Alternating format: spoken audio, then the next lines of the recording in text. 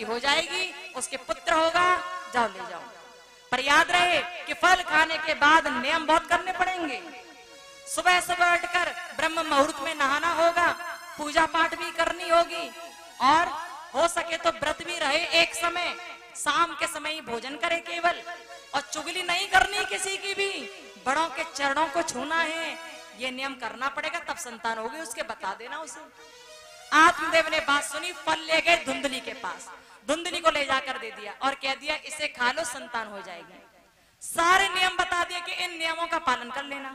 अब धुंधली सोचने लगी, अरे भैया मुझे तो सुबह सुबह उठकर बिना मुंह धोए 8 रोटी खाने की आदत है।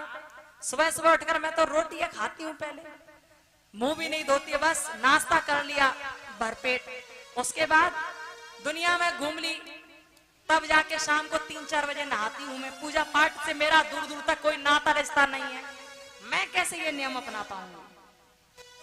यही सोचने लगी, फिर विचार आया कि मैंने फल खा लिया तो ठीक नहीं पड़ेगा।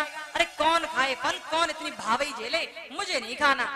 उसकी बहन आ गई, उसकी बहन ने कहा फल नहीं खाना, मत खाओ, ऐसा करो कि इस फल को आंगन में गाय खड़ी है उसे खिला दो, मेरे संतान होगी मैं तुम्हें दे दूंगी, वैसे ही मैंने गर्भ धारण कर लिया है, मैं तुम्हें दे दूंगी। धुंधली ने फल लिया, आंगन में खड़ी हुई गाय को खिला दिया। समय आगे बढ़ा, और जब समय आगे बढ़ा तो धुंधली की जो बहन थी ना, उसने एक पुत्र को जन्म दिया। उस पुत्र को जन्म देते ही वो सोचने लगी कि मेरे यहाँ वैसे भी तंगी चल रही है, पैसा वैसा कुछ है नहीं, और धुंधली के पास सारा माल टाल है, तो इसी पुत्र को मैं धुंधली को दे दूंगी, इस बहाने से जितना भी सब कुछ है वो मेरे पुत्र का हो जाएगा। वहारे मतलबी दुनिया, इंसान से इंसान को प्यार नहीं है।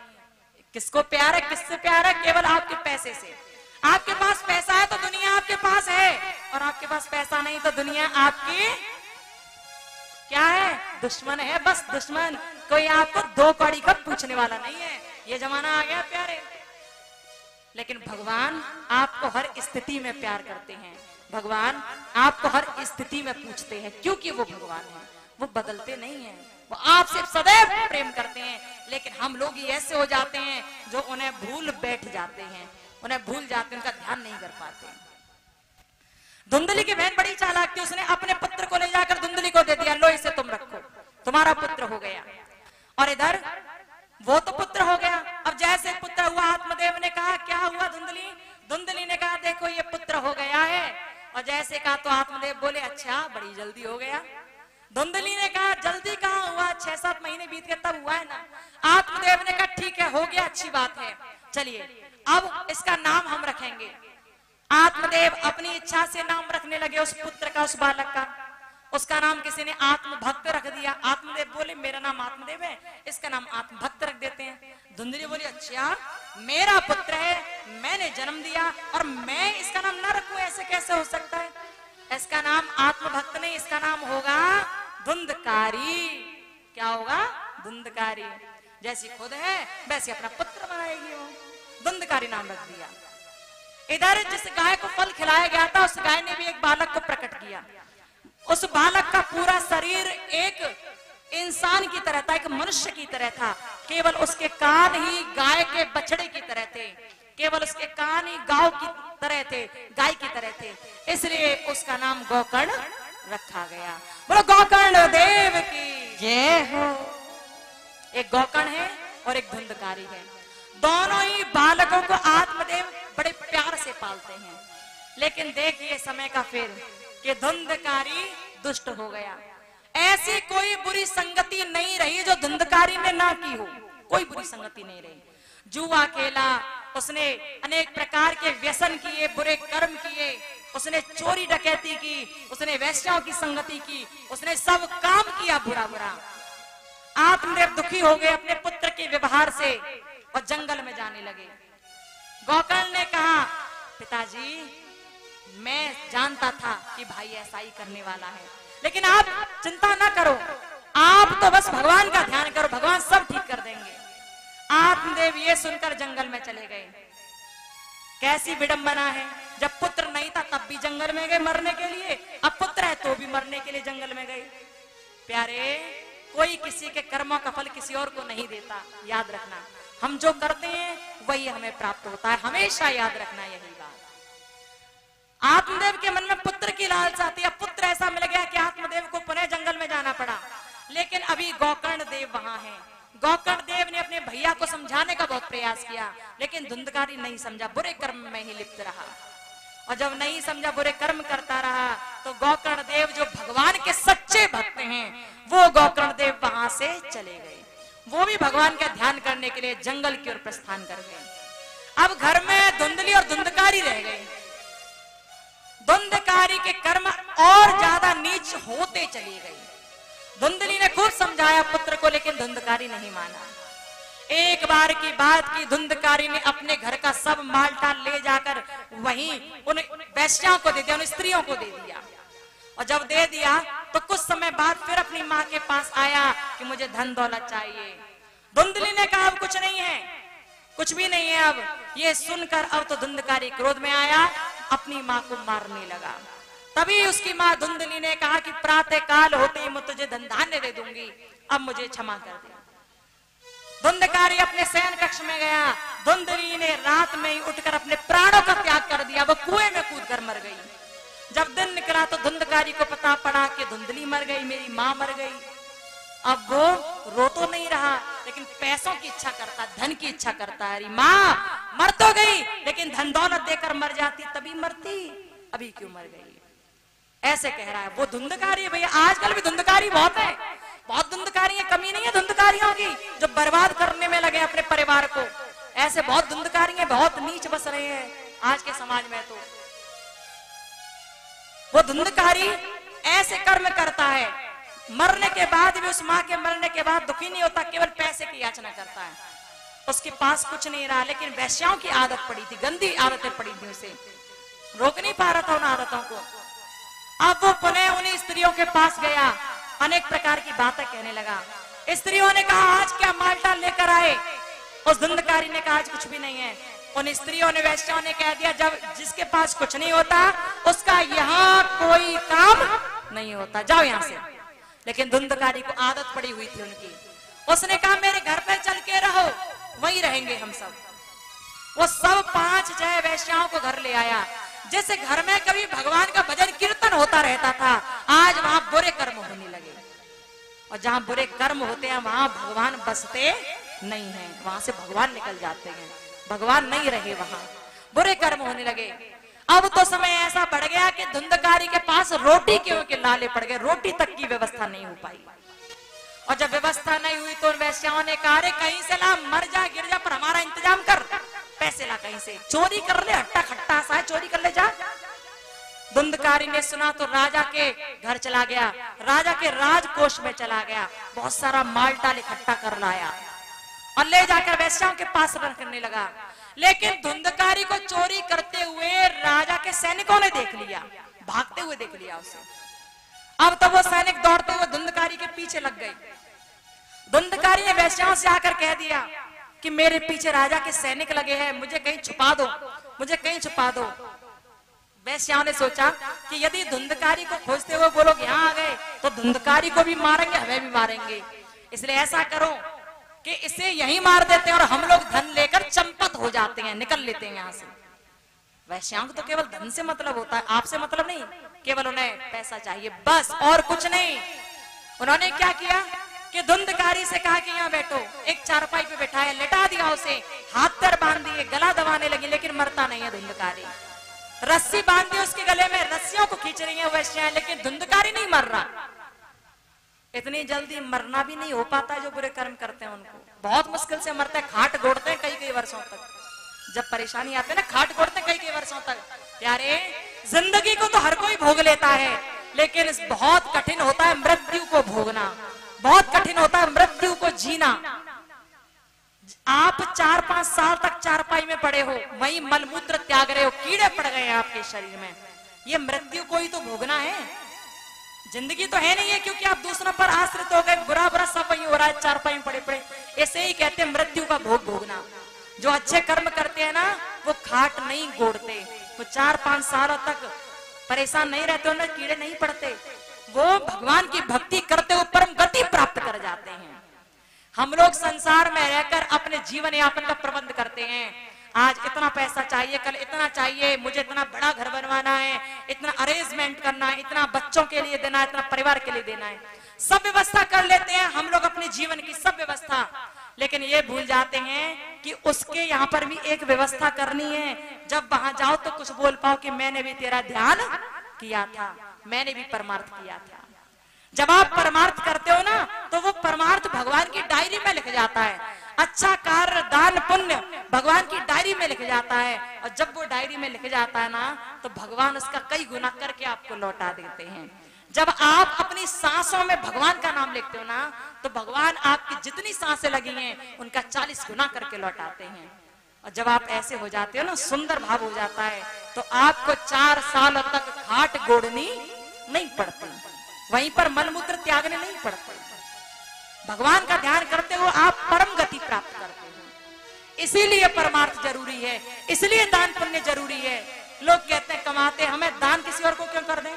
भैया, दान करने से धन का शुद्धिकरण होता है, और जब धन का शुद्धिकरण होगा तो धन दिन दूनी रात चौगुनी तरक्की करेगा। इसलिए दान करते रहना चाहिए। भूखा कोई है उसे भूखे को भोजन कराना चाहिए, कोई प्यासा उसे पानी पिलाना चाहिए। दान पुण्य करते रहो, परमार्थ करो प्यारे। परमार्थ करोगे तो परमार्थ से परमात्मा प्रसन्न अवश्य होंगे। बोलो राधे राधे राधे। लेकिन धुंधकारी परमार्थ नहीं करता था, बुरे कर्म करता था। अब भैया बुरा करोगे तो बुरा फल तो आपको ही भोगना पड़ेगा, पड़ोसी तो भोगने आएगा नहीं, बुरा फल आपको ही भोगना पड़ेगा ना। धुंधकारी मर नहीं पा रहा, गले में रस्सी बांध दी उन वैश्याओं ने, उसके नहीं मर रहा। तभी उन वैश्याओं ने जलते हुए अंगारे लिए धुंधकारी के मुंह में डाल दिए। अब जलते हुए कोयले जब मुंह में डाले तो धुंधकारी की श्वास अवरुद्ध हो गई, वो सांस नहीं ले पा रहा। जब सांस नहीं ले पाया तो उसके प्राणों का अंत हो गया। इतनी बुरी तरह उसकी मृत्यु हुई, एक तो वैश्याओं के हाथों, दूसरा अनेक प्रकार के कोयले गले में फंसने से, अग्नि जलने से उसके मृत्यु हो गई, श्वास अवरुद्ध होने से उसकी मृत्यु हो गई, वो मर गया। और जब मरा तो उसे एक प्रेत योनि में जन्म लेना पड़ा, वो भूत बना, प्रेत बना। वो कहते हैं कि प्रेत का स्थान घर के बाहर जो गंदी नाली होती है ना उसमें माना जाता है। इतना भयंकर पिशाच बन गया वो कि यहाँ से वहां भटकने लगा। घर में चारों ओर उसने ऐसा कर दिया, जहां एक समय भक्ति भाव की सुंदरता रहा करती थी, अब वहां हाड़ बिखरे हुए पड़े रहते हैं रोज। ऐसी स्थिति हो गई वहां पर। धुंधकारी प्रेत बनकर विचरण करने लगा। आसपास जो लोग रहते थे वो भी वहां से हैदब खा गए, वो भी वहां से भागने लगे। गोकर्ण देव को पता चला कि मेरे भाई धुंधकारी की मृत्यु हो गई है, इस प्रकार से मृत्यु हुई है। अब तो ये जानकर गोकर्ण देव ने धुंधकारी के नाम का पिंड दान किया। और जब पिंड दान किया तो धुंधकारी की मुक्ति कराने की बात सोची, लेकिन पिंड दान करने के बावजूद भी धुंधकारी को मुक्ति नहीं मिली। और जब धुंधकारी को मुक्ति नहीं मिली तो धुंधकारी यूं ही भटकता रहा। गोकर्ण देव जो सूर्य भगवान के सच्चे उपासक हैं, वो रात के समय ही अपने घर की ओर आने लगे। और जैसे ही घर की ओर आने लगे, घर के पास आए, तभी उन्होंने देखा कि एक जानवर, कभी गधे का, कभी सियार का, कभी गीदड़ का, कभी कुत्ते का रूप रख रख के सामने आ रहा है। अनेक रूप बना रहा, कभी भैंसा बनकर आ जाता है। गोकर्ण देव समझ गए कि ये कोई निशाचर है, ये कोई भटकती हुई आत्मा है जो परेशान है, मुझे कुछ करना होगा। गोकर्ण देव ने अपने हाथ की अंजलि पे थोड़ा सा जल लिया और उसे अभिमंत्रित किया, मंत्रोच्चारण करके उस जानवर के ऊपर छोड़ दिया और कहा कि आप जो भी हो मेरे सामने प्रकट हो जाओ। जैसे ही कहा वो धुंधकारी अपने रूप में आ गया, अपने असली रूप में आ गया। लेकिन असली रूप भी कैसा लग रहा है उसका? केवल हवा हवा नजर आ रही है, केवल हवा कुछ दिख रही है, उसका पूरा रूप नहीं दिख रहा, क्योंकि प्रेत जो बन गया है वो भयंकर रूप दिख रहा है उसका, हवा के रूप में। अब जैसे ही ये देखा गोकर्ण देव ने कहा कौन है आप, और यहाँ क्यों भटक रहे हैं, क्या बात है, आप बताओ क्या हुआ है। ये सुनकर वो धुंधकारी बहुत रोने लगा, उसकी आंखों में से आंसू निकलने लगे। वो पिशाच बहुत जोर से रोने लगा। रोने की आवाज भी ऐसी भयंकर आई कि आसपास जो लोग थे वो डरने लगे कि पता नहीं ये सब क्या चल रहा है। गोकर्ण देव ने कहा चुप हो जाइए, रोइए मत, आप बताइए आप कौन हैं और रोते क्यों हैं। अब धुंधकारी ने, उस हवा ने, प्रेत ने हाथ जोड़े और हाथ जोड़कर रोते हुए कहने लगा, अहम भ्राता त्वदीयो अस्मि धुंधकारीत नामतः स्वकीयेनैव दोषेण ब्रह्मत्वं नाश्रितं मया। क्या कहा? अहम भ्राता त्वदीयो अस्मि, गोकर्ण देव मैं तुम्हारा भाई हूँ। भैया मैं तुम्हारा भाई हूँ, धुंधकारीत नामतः मैं तुम्हारा भाई हूँ, मैं तुम्हारा धुंधकारी नाम का भाई हूँ, धुंधकारी हूँ। भैया मैंने बड़े बुरे बुरे कर्म किए, जिन बुरे कर्मों की वजह से मुझे आज ये फल भोगना पड़ा है कि मैं प्रेत बनकर विचरण कर रहा हूँ। मुझे हवा से डर लगता है, मुझे अग्नि से डर लगता है, मुझे हर चीज से डर लगता है। भैया मैं प्रेत योनि में रह नहीं पा रहा, मैं बहुत परेशान हूँ। ये सुनकर गोकर्ण देव ने कहा कि मैंने तुम्हारे नाम का पिंडदान किया लेकिन तुम्हें मुक्ति नहीं मिली, क्यों? इस बात को सुनकर धुंधकारी ने हाथ जोड़कर कहा, भैया मैंने बुरे कर्म किए, इतनी जल्दी मुक्ति नहीं मिल सकती मुझे, आपसे निवेदन है मुझे ठीक करवा दो, कुछ भी करो पर मुझे ठीक कर दो। तभी गोकर्ण देव ने आधी रात में ही वहीं रास्ते में खड़े होकर ही थोड़ा सा जल हाथ में लिया, पुनः अभिमंत्रित किया और आकाश में फेंक दिया और सूर्य देव से कहा, प्रभु सूर्य देव प्रकट हो, प्रकट हो, प्रकट हो। और जैसे कहा सूर्य देव पुनः प्रकट हो गए। बोलो सूर्य भगवान की जय हो। सूर्य देव जो दिन में निकलते हैं, आज एक भक्त की भक्ति का प्रभाव ऐसा हुआ कि सूर्य देव को रात में ही आना पड़ा। सूर्य देव रात में ही आ गए और आने के बाद पूछने लगे क्या हुआ। गोकर्ण ने सारी बात बता दी और निवेदन किया, भगवान मेरे भैया को सही कर दो। सूर्य देव ने कहा कि इसे सही करना चाह रहे हो ना, पहले तो एक बात सुनो, इसने बुरे कर्म किए तो फल भोगने दो ना, फल भोगने दो। लेकिन गोकर्ण देव ने कहा, नहीं प्रभु अब ये बहुत भोग लिए इसने, अब आप इसे मुक्ति करा दो। सूर्य देव ने कहा, ऐसा करो इसे भागवत सुना दो, यदि इसने 7 दिन तक भागवत कथा सुन ली ना तो इसे मुक्ति मिल जाएगी, ये मुक्त हो जाएगा, फिर ये भटकेगा नहीं, यदि ध्यान से सुन ली तो। गोकर्ण देव ने ये बात सुनी और तभी 7 दिन की भागवत जी की कथा का विधान रचा। 7 दिन की कथा, जैसे यहाँ कथा आयोजित की गई है ना, वैसे ही वहां गोकर्ण देव ने उसी घर में जहां पर धुंधकारी मरा था, वहीं पर 7 दिन की भागवत जी की कथा का विधान रचा गया। जब 7 दिन की कथा का विधान रचा गया तो वहां पर एक हरा बांस गाड़ा गया। पहले तो एक चौकी सजाई और धुंधकारी से कहा, धुंधकारी भैया चौकी पर बैठ जाइए, यहाँ बैठकर कथा सुनना। धुंधकारी बैठा, लेकिन जैसी हवा चली वो उड़ने लगा, वो भटकने लगा और गोकर्ण देव से बोला, भैया मैं नहीं बैठ पा रहा, ये हवा मुझे जला रही है, मैं नहीं बैठ पा रहा, भैया मुझे कहीं और बैठाओ। तभी गोकर्ण देव ने 7 गांठ वाला एक हरा बांस लिया, 7 गांठ वाला एक हरा बांस लिया जिसमें 7 गांठ बनी हुई थी, उसे वहीं आंगन में गाड़ दिया और गाड़ कर उस पर एक काले कपड़े में नारियल बांध के लटका दिया गया। ऐसा हुआ। अब देखिए जब ये हुआ तो गोकर्ण देव ने मंत्रोच्चारण करके उस धुंधकारी को उसी बांस के भीतर बैठा दिया। बांस के भीतर बैठा है जहां हवा नहीं पहुंच सकती, वहां बैठाया। कुछ लोग हमसे कहते हैं कि आपने भागवत जी में हरा बांस क्यों नहीं गाड़ा, जैसा कि हमें पता है कि यहाँ पर भी ये बात उठी थी, शायद क्योंकि हमारे कानों में उड़ती उड़ती समझ आई थी। कुछ लोग कहते हैं कि हर भागवत में हरा बांस गढ़ना चाहिए, आपने क्यों नहीं गाड़ा यहाँ? जानते हो क्यों नहीं गाड़ा, क्या कारण है यहाँ न गाड़ने का? हरा बांस आप उसी भागवत कथा में गाड़ सकते हो जिस कथा को कोई पर्सनल व्यक्ति करवा रहा हो। जैसे एक ही व्यक्ति कोई कथा करा रहा है और किस लिए करा रहा है कि उसके घर में उसके घर के किसी भी व्यक्ति की अकाल मृत्यु हो गई है, उसकी मृत्यु को सकाल बनाने के लिए यदि कोई भागवत कथा कराता है तो उस कथा में हरा बांस गाड़ा जाता है। याद रखना, हर कथा में, हर भागवत जी की कथा में कभी भी हरा बांस गाड़ा नहीं जाता। जो कथाएं सार्वजनिक होती हैं, सबके हित के लिए होती हैं, सबको मंगल देने वाली होती हैं, उन कथाओं में हरा बांस गाड़ा नहीं जाता, उनमें आवश्यकता नहीं है हरा बांस गाड़ने की।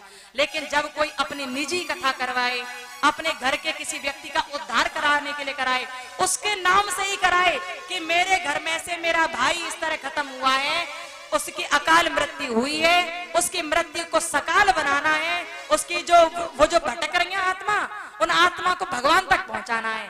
यदि इसी पर्पस से कोई कथा कराता है, इसी उद्देश्य की प्राप्ति के लिए कोई कथा कराता है, तब उस कथा में हरा बांस गाड़ा जाता है और उसी हरे बांस को गाड़कर मंत्रोच्चारण करके उस व्यक्ति की आत्मा को बुलाया जाता है और उन आत्मा को हरे बांस में जगह दी जाती है, हरे बांस में बिठाया जाता है और फिर उस कथा को उसी के निमित्त रखा जाता है। उस कथा का मुख्य श्रोता वही जो अकाल मृत्यु को प्राप्त हुआ है, जो अब हरे बांस में बैठा है, उसको सुनाया जाता है। याद रखना हमेशा, जिनके मन में ये बात रहती है कि हर कथा में बांस गढ़ना चाहिए, भैया ऐसा नहीं है। याद रखना, केवल वहीं गढ़ते हैं हरे बांस जहां अकाल मृत्यु हो जाए और उनकी मृत्यु को सकाल बनाना हो, केवल वहीं। बोलो राधे राधे राधे। धुंधकारी को हरे बांस में जगह दी गई, धुंधकारी बैठ गया हरे बांस के भीतर और जब बैठा तो कथा होने लगी। एक एक करके 7 दिन की कथा होने लगी। पहले दिन की कथा हुई, धुंधकारी ने ध्यान से सुना। पहले बांस की जो बांस था ना, उसकी 7 गांठें थी। एक दिन की कथा सुनते ही वो पहली गांठ चटक गई, फटाक से आवाज आई, गांठ चटक गई। दूसरे दिन की कथा हुई, दूसरी गांठ फिर चटक गई। मानो कि धुंधकारी ने कथा को ध्यान से सुन लिया। चलते चलते तीसरे, चौथे, 5वें, 6ठे, 7वें दिन की भी कथा हो गई और जैसे ही 7वें दिन की कथा हुई तो अंतिम गांठ जो रह गई थी ना 7वीं, वो भी फटाक से चटक गई और जैसे ही चटकी, झट से वो प्रेत जो उस बांस में बैठा था वो बाहर निकल आया। लेकिन अब वो प्रेत नहीं रहा, अब उसने देव स्वरूप धारण कर लिया और उसे लेने के लिए भगवान ने इस धरातल पर, इस धरती पर अपने विमान को भेज दिया। बोलो भक्त वत्सल भगवान की जय हो। जब कोई व्यक्ति कितना भी पाप करे और पापी बनने के बाद यदि परमार्थ में लीन हो जाए और भगवान की भक्ति करने लग जाए, पूरा मन वचन कर्म से पूरा भक्त बन जाए भगवान का, भगवान की छवि को हृदय में बिठा ले, तो भगवान उसे लेने के लिए भी विमान भेज देते हैं। विमान का मतलब क्या है? विगता मान इति विमान, जिसके मान सम्मान का जिसको कोई होश ना रहे, आवश्यकता ही नहीं, जैसे तुम कह दो वैसे मैं राजी हूं, बस उसी को समझ लो विमान मिल गया। बोलो बाकी बिहारी लाल की जय हो। उस धुंधकारी को लेने के लिए विमान आया, विमान में बैठकर वो चला गया। वहां और भी भक्त बैठे थे। भक्तों ने धुंधकारी को देखकर कहा गोकर्ण देव से, प्रभु इसने बुरे पाप किए फिर भी भगवान ने भेज दिया अपना रथ इसे लेने के लिए, हमने तो इतने बुरे भी नहीं किए, हमें लेने के लिए क्यों नहीं आया? तभी गोकर्ण देव ने कहा आपको लेने के लिए इसलिए नहीं आया क्योंकि आपने ध्यान से कथा को नहीं सुना। अब ध्यान से सुन लीजिए। कहते हैं कि गोकर्ण देव ने फिर पुनः 7 दिन की भागवत जी की कथा को सुनाया सभी भक्तों को, और जब सुनाया तो कथा सबने सुनी और सुनकर कहते हैं कि उन्हें लेने के लिए भगवान ने विमान भेजा। सबका उद्धार हुआ भागवत जी की कथा को सुनने से। बोलो भागवत भगवान की जय हो। बोलो भक्त वत्सल भगवान की जय हो। सूत जी महाराज ने इस प्रकार बता दिया कि धुंधकारी जो महान नीच और पापी था वो भी तर गया, तो हम सब तो बहुत साधारण है, पापी तो नहीं, कम से कम ना सामान्य है, अपना भी उद्धार हो जाएगा यदि कथा को ध्यान से सुन लेंगे तो। प्यारे, लेकिन एक बात याद रखना, कथा सुनो तो मन वचन कर्म से सुनो, तन मन धन से सुनो, ठीक है? ऐसा नहीं करना कि किसी भी चीज में आप कमी बरतो, तन देने में या मन देने में या धन देने में कमी नहीं रखनी है। यदि आप मन वचन कर्म से, तन मन धन से भगवान की भक्ति में लग जाते हो, परमार्थ में लग जाते हो, तब ही लेने के लिए विमान आता है। यूं ही नहीं आ जाता, यूं ही नहीं आ जाता कि थाली भर चोरी करें सुई भर करें दान, थाली भर चोरी करें सुई भर करें दान, फिर छत पे चढ़ के देखते हैं अब आएंगे विमान। ओ भैया कैसे विमान आ जाएंगे? 1 लाख रुपए महीना कमाते हो, दान कर रहे हो 100 रुपए, कैसे विमान आएंगे भैया? शास्त्र कहते हैं कि जितना आप कमाते हो उसका 10% दान करना चाहिए आपको, तो वो आपका दान कहलाता है। कमाते 1 लाख को 100 रुपया दान कराए, फिर कह दो हम हो गए दानवीर कर्ण, हम हो गए दानवीर, तो ऐसा तो नहीं होता। अपनी हैसियत के अनुसार दान करना चाहिए, अपनी कमाई के अनुसार दान करना चाहिए। बोलो राधे राधे। बोले वृंदावन बिहारी लाल की जय हो। जय जय श्री राधे श्याम। जय श्री राधे, जय श्री कृष्णा। जिन भक्तों ने देवी जी के चैनल को अभी तक लाइक नहीं किया है, सब्सक्राइब नहीं किया है, वो सभी भक्तजन टाइप करें और देवी जी के चैनल को लाइक करें और सब्सक्राइब करें। देवी जी के संकल्पों से जुड़े। देवी जी के संकल्प हैं कि हमें एक ऐसे वृद्ध आश्रम की निर्माण करना चाहिए जो कि हमारे वृद्ध माता पिता दद्दर की ठोकर खाते हुए सड़क पर घूम रहे हैं, जिनके पुत्रों ने, उनके बेटों ने, उनके बच्चों ने उन माता पिताओं को घर से बाहर निकाल दिया है। ऐसे आश्रम का निर्माण करना चाहिए। और देवी जी के द्वारा गौ सेवा भी निरंतर की जा रही है, जिसमें हरे चारे की व्यवस्था, भूसा की व्यवस्था देवी जी के द्वारा की जाती है। जो भी भक्तजन देवी जी को सहयोग देना चाहते हो, वो हमें अपना सहयोग प्रदान करें और पुण्य अर्जित करें। जिन भक्तों ने हमारे महाराज श्री को दान दिया है, उनके नाम इस प्रकार हैं। 5100 रुपए परीक्षित महाराज जो बने हुए हैं, उनके परिवार की तरफ से आए हुए हैं महाराज जी के लिए। 1000 रुपए भोला बिक्कू थोक से आए हुए हैं महाराज जी के लिए। 500 रुपए श्री रमेश फौजी पछाई थोक से आए हुए हैं और 500 रुपए डॉक्टर बच्चू सिंह बादामगढ़ी से महाराज जी के लिए आए हुए हैं। बहुत बहुत साधुवाद। और भक्तजनों कहते हैं, देवी जी ने कहा था अभी कि स्नान करके हम तन साफ कर सकते हैं, तन की शुद्धि कर सकते हैं, भजन करके मन की शुद्धि कर सकते हैं, और दान पुण्य करके हम धन का शुद्धिकरण कर सकते हैं। तो भक्तजनों अधिक से अधिक देवी जी को सहयोग प्रदान करें ताकि उनके संकल्प जल्द से जल्द पूरा हो सके, उस वृद्ध आश्रम का निर्माण जल्द से जल्द हो सके।